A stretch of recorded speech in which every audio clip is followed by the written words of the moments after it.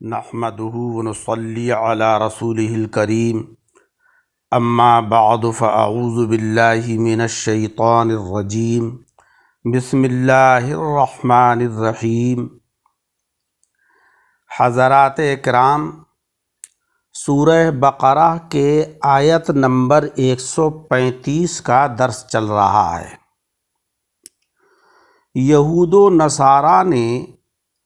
اپنے دینوں میں کاٹ چھانٹ کر کے ایک نیا دین بنا رکھا تھا جس پر ان کو بڑا ناز تھا۔ اسی دین کو وہ ذریعہ نجات سمجھ کر سب کچھ وہ اسی کو سمجھتے تھے، اور یہودی تو کہتے تھے کہ ہمارا دین چونکہ پرانا ہے، اس کے بغیر ہدایت ناممکن ہے، لہذا اے مسلمانوں اور عیسائیوں، تم سب اپنے دینوں کو چھوڑو اور یہودی بن جاؤ۔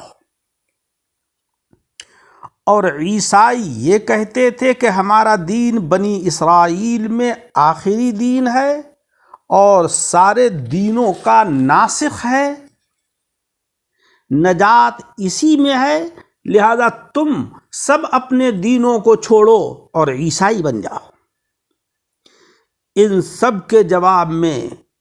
اللہ جل شانہ وعم نوالہ نے فرمایا کہ اے حبیب مکرم صلی اللہ علیہ وسلم، آپ فرما دیجئے کہ تمہارے مذہبوں میں شرک کی ملاوٹ ہے، اور ابراہیم علیہ السلام کا دین شرک سے بالکل صاف، کہ نہ تو وہ مشرک تھے اور نہ اب تک ان کے دین میں شرک کی کہیں پر ملاوٹ معلوم ہوئی، اور ان بزرگ کا طریقہ اسلام تھا۔ ہم اس ملت کے پیرو ہیں، اس لحاظ سے یہی دین یعنی دین اسلام پرانا دین ہے۔ تمہاری یہ کیفیت ہے کہ عبادت میں، حرام و حلال کے احکام میں، عالم کی تخلیق میں اپنے بزرگوں کو خدا کا شریک جانتے ہو، کہ خدا کے حرام کیے ہوئوں کو ان کی طرف منسوب کر کے حلال جانتے ہو، اور اللہ رب العزت کے ساتھ اپنے پیغمبروں کی بھی عبادت کرتے ہو، اور تمہارا یہ بھی عقیدہ ہے کہ ہمارے پیغمبر اپنے رب کی مرضی کے خلاف ہم کو فتح و نصرت دیتے ہیں، ہمیں روزی پہنچاتے ہیں، ہمیں اولاد دیتے ہیں، اور ہمیں آخرت میں بجز خدا کے عذاب سے بچا لیں گے، لہذا تم در حقیقت مشرک ہو، لہذا اس شرکیہ عمل کو چھوڑ کر دین اسلام کو اختیار کر لو اور کلمہ طیبہ پڑھو، لا الہ الا اللہ محمد الرسول اللہ، اور دل سے اس کی تصدیق کر لو، اسی میں تمہاری نجات ہے۔ حضرات اکرام، آیت نمبر 135 سے ہمیں بہت سارے فوائد حاصل ہوئے۔ پہلا فائدہ تو یہ ہے کہ ہر شخص اپنے دین کو اچھا کہتا ہے، مگر اچھائی کی بہت سی پہچانیں ہیں، جن میں سے ایک یہ بھی ہے کہ وہ بزرگوں کے مطابق ہو۔ اس آیت یعنی آیت نمبر 135 میں اہل کتاب کی اس طرح تردید کی گئی کہ تمہارا دین ملت ابراہیمی کے خلاف ہے۔ آج جس مذہب کی طرف کچھ لوگ بلاتے ہیں ہمیں، وہ اسی قاعدے سے جھوٹے ہیں کہ ان کے عقائد، ان کا طرز عمل بزرگان دین کے خلاف ہے، اور جس کے عقائد بزرگوں کے عقائد کے خلاف ہوں، جن کے اعمال بزرگان دین کے اعمال کے خلاف ہوں، وہ صحیح راستے پر نہیں ہیں۔ آج دین کے اندر نئی نئی چیزیں ایجاد کرنے کا لوگوں کو بڑا شوق ہے، تو ہمیں یہ چاہیے کہ ہم یہ دیکھیں کہ یہ عمل ہمارے بزرگوں کا رہا ہے یا نہیں، حضرات صحابہ کرام کا رہا ہے یا نہیں، حضرات تابعین اور تبع تابعین اور حضرات خاصان الہی کا رہا ہے یا نہیں۔ اگر ان کا یہ عمل ہے اور ثابت ہے تب تو وہ راستہ درست ہے، اور اگر ثابت نہیں ہے بزرگوں سے تو وہ راستہ غلط ہے۔ دوسرا فائدہ اس آیت سے ہمیں یہ ہوا کہ اختلاف مٹانے کے لیے مسلمہ بزرگوں کی طرف رجوع کرنا چاہیے۔ دیکھیے یہاں پر یعنی آیت نمبر 135 میں 3 مذہبوں کا ذکر ہوا، یہودیت کا، نصرانیت کا اور اسلام کا، اور اس کے اختلاف پر ابراہیم علیہ السلام کی طرف کو رجوع کیا گیا کہ اللہ تبارک و تعالیٰ نے فرمایا کہ آپ ان سے یہ کہہ دیجئے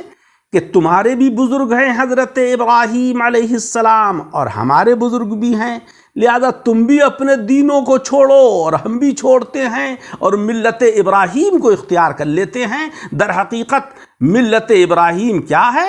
وہ اسلام ہی کا نام ہے۔ اسی لیے فقہائے کرام کے اختلاف کے وقت صحابہ کرام کی طرف رجوع کیا جاتا ہے، اور احادیث مبارکہ کے ظاہری تعارض کے وقت قرآن عظیم کی طرف کو رجوع کیا جاتا ہے، تاکہ صحیح طریقے سے جو اختلاف ہے، جو تعارض ہے، وہ دور ہو جائے۔ تیسرا فائدہ اس آیت سے ہمیں یہ حاصل ہوا کہ دین کی عظمت ظاہر کرنے کے لیے بانیان دین کی تعریف کرنا ضروری ہے۔ اللہ جل شانہ و عم نوالہ نے اس آیت کریمہ میں ملت ابراہیمی کی عزت کا اظہار فرمایا تو پہلے ابراہیم علیہ السلام کے مناقب اور ان کے صفات کو بیان فرمایا۔ یہی دینی محافل کے انعقاد کا مقصد ہوتا ہے، اور یہی مسلک اہل سنت ہے، یہی دین و ایمان ہے کہ اسلام کی عظمت دکھانے کے لیے، اسلام کی رفعت کو ظاہر کرنے کے لیے جناب احمد مجتبیٰ محمد مصطفیٰ صلی اللہ علیہ وسلم کی سیرت طیبہ کے گن گائے جائیں، آپ کے اوصاف کو بیان کیا جائے، آپ کی تعریفات کی جائیں، تاکہ دین اسلام کی عظمت ظاہر ہو جائے۔ طبیب کی عزت کرنے سے اس کے نسخے کی قدر ہوتی ہے، اور بولنے والے کے دبدبے سے بولنے والے کے کلام کا وقار ظاہر ہوتا ہے۔ لہذا ہمیں یہ چاہیے کہ ہم حضرات انبیاء کرام و رسل عظام، حضرات صحابہ کرام، حضرات تابعین اور تبع تابعین، حضرات ائمہ کرام، حضرات اولیاء کرام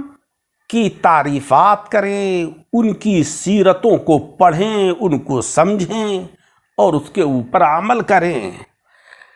اللہ جل شانہ و عم نوالہ مجھے اور آپ سب حضرات کو قرآن عظیم پڑھنے، سمجھنے اور اس کے اوپر عمل کرنے کی توفیق عطا فرمائے۔ آمین۔ وآخر دعوانا ان الحمد للہ رب العالمین۔